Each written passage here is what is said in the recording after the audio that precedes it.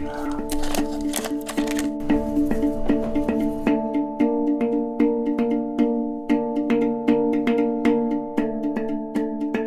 I was about 7 years old, my Aunt Stella was an artist, and she bought me a drawing table and oil paints and pencils. She actually kind of taught me how to paint. I never had formal lessons. My aunt would pick out something I'd like to paint, maybe a little model car and a scene, and she would do some of it, and then it was my turn, I would do it. So we both basically painted the paintings, but I would just watch what she did and how she did it. She would take me to Broadway plays downtown, to auto shows, to art galleries. She had a boyfriend who sold famous artist courses.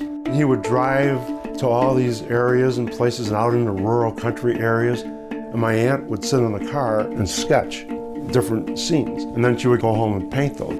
That kind of inspired me. Whatever you look at, you can paint it. It was a really nice feeling, the paintings she had, nice and soothing, country-like, little houses, farmhouses, and just to be able to sit there and draw and sketch. It inspired me to try to get some of that feeling and enjoy it. It taught me to enjoy art. She really did.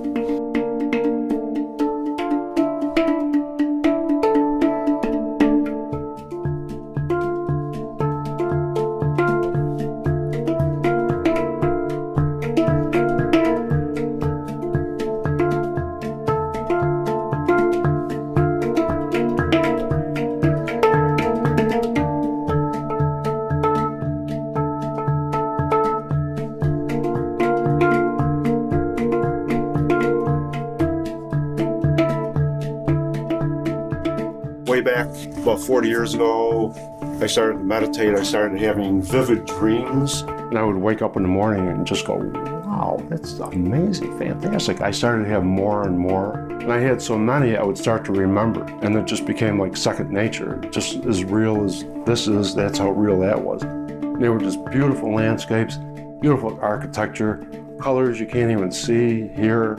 Feeling was just peaceful and serene and happy, and I told myself, I've got to do something with this.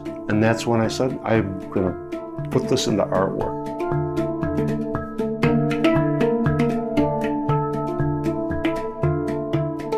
I always liked to draw and paint. I used to doodle. So I taught myself to draw. I started with colored pencils to try to capture this. I progressed from there. I went to pastels. Then I went to acrylics so I could do large pieces. That's how it all started. It was the dreams that inspired me. I wanted to share that with anybody I could, as many people as I could. When I first started getting all of these dreams, I did a little pastel on a little piece of black velour. And at that time, the dreams were still kind of hazy and vague. You'd wake up in the morning and they'd kind of go away somewhat. But I started to remember certain trees and foliage. So the first one I ever did was just a little kind of a hazy chalk pastel. I use a glazing process, a lot of transparent colors, one over the other. And there's certain areas on this that have maybe 8, 10 layers of paint to get that vibrance and that glowing feel. My dreams that I had, a lot of times I would fly through the air and I'd come around bends or over the peaks of hills or mountains and come upon these like futuristic cities. I love colors. I have probably every color tube of paint that there is, but I usually only use maybe 10 or 12 per painting, and there's so many of them that I just kind of set aside and never really use much. It's just that I buy them and try them, but they don't fit my purpose. I don't mix on the palette as a rule. I usually just use the straight color and I do glazing. I'll start out with one color and then maybe another color over that.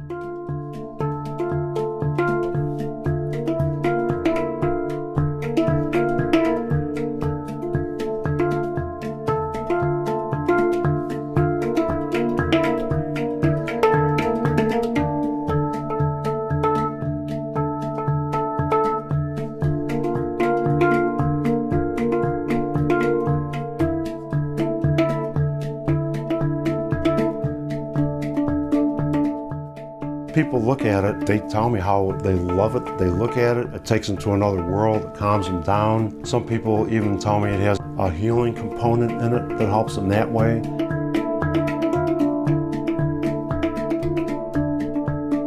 I have some big pieces in this children's psychiatric facility in Pittsburgh, like 5 by 10 foot murals, and they purposely put my artwork in there. They saw that it had certain properties to it. It was calming, peaceful, and they wanted to put it in their facility to keep the young people calm and relaxed. There's like a lot of teenagers in there with problems, even violence. And twice they ordered pieces. We have about 10 in there now, and I expect maybe they'll order some more too.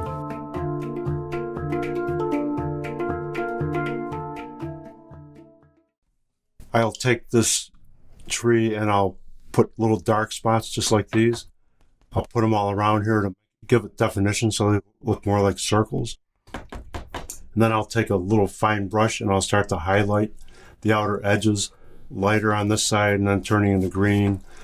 And then I highlight these edges coming into here and then take a dark green and just smooth it over to make it nice and dark there. So it's a long process.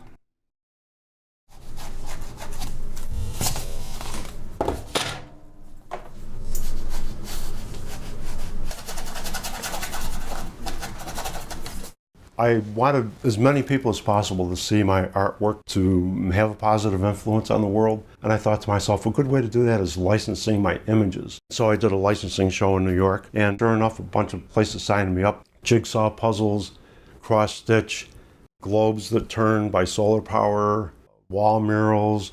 They're sold all over the world now. I've even gotten business from overseas. I've gotten commissions for paintings and sold my reproductions and shipped them over there. I feel grateful that happened. It makes me feel really good that I'm able to share my artwork. I like design. I think probably if I would have gone to school for art, it probably would have been like industrial design. It sounds crazy, but I would design toasters and refrigerators and TVs, and it's just fun. I like the shape of things. So I started to incorporate some things in my paintings, like old radios.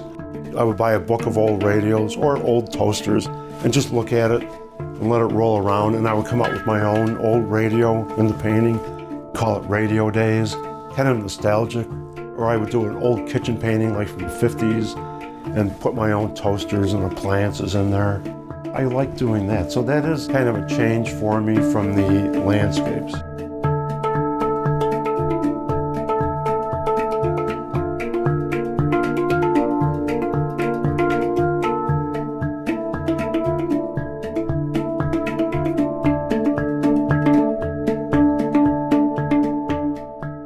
This is part of my Earth Slumber series, and it depicts the Earth regenerating itself from the ground.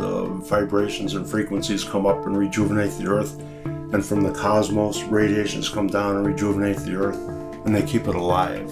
And sometimes I like to think of my artwork as painting music on a canvas, because it's movement, color, form, and shape that form a song that soothes the soul.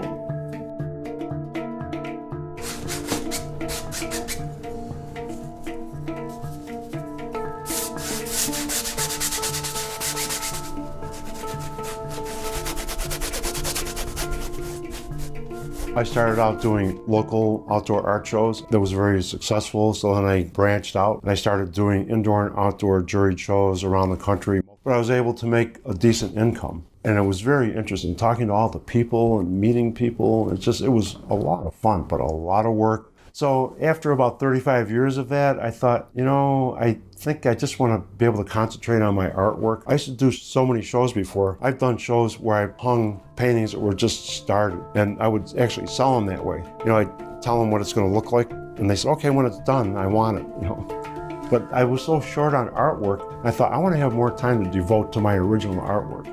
So after about 35 years of that, I quit. Sold my van, sold my display and everything. And now I concentrate more on licensing my work to get it out there, or just creating more original artwork for commissioned pieces or just my own satisfaction for now.